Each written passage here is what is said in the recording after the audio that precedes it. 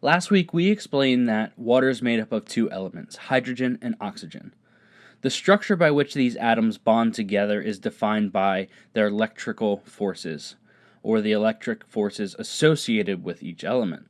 You've experienced something like this before if you've ever tried to either take batteries or magnets and force two ends together that are repelling each other.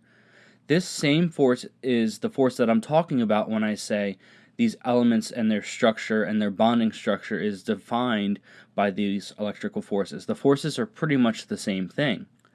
These two elements really like to bond together because oxygen only has 6 electrons, but it really likes to have 8.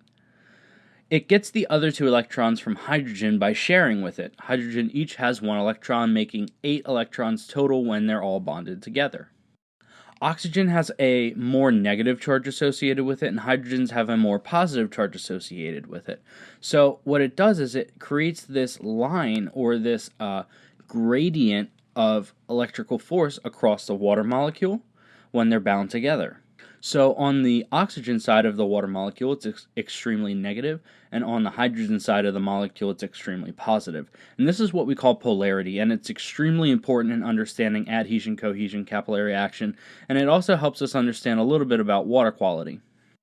In the simplest terms, you can think of a water molecule like a magnet. We have two terms that describe how water interacts with itself as well as other things. And the first term that we're going to talk about is called hydrophilic.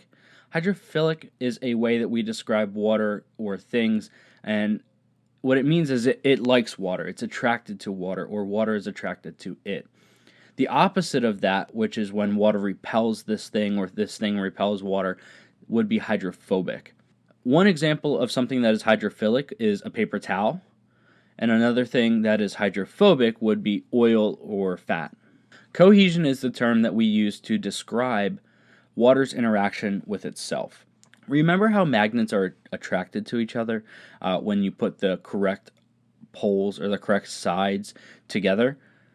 Water kind of does the same thing. These opposing forces, a positive end and a negative end, they attract each other, and as a result, water binds with itself really, really easily, and it loves to do it. If you've ever seen those little magnetic balls, the ones that bind to each other, you can make shapes out of them, and if you pull on one of those magnetic balls, the whole string of them comes along with. You can think of water like that because that's exactly what cohesion is.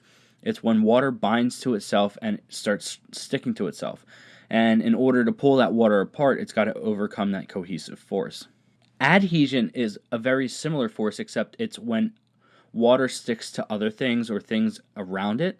Now, this only works when the thing that water is trying to stick to is considered hydrophilic in some sense, right? Because if it's hydrophobic, it won't stick to it.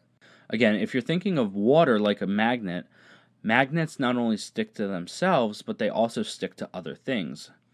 Water is the same way. It not only sticks to itself, it likes to stick to the edges of the glass that it might be in. It likes to stick to the side of plastic water bottles. It likes to stick to paper towels or towels, stuff like that.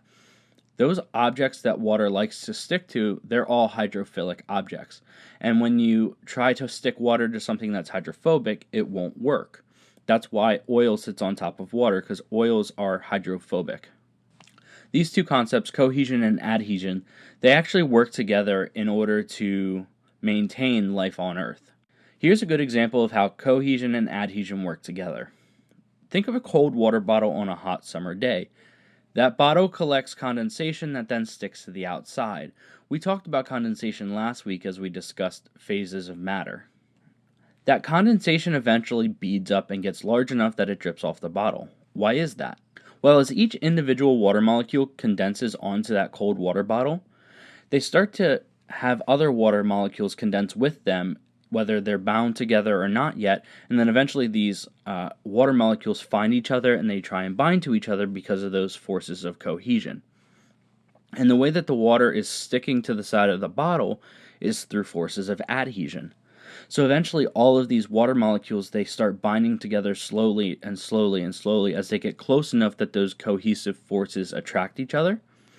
And eventually you get condensation that leads to little beads of water on the side of the bottle. Those beads of water eventually get heavy enough that it starts to run down the side of the bottle. The reason why it doesn't just fall off the bottle is because of forces of adhesion.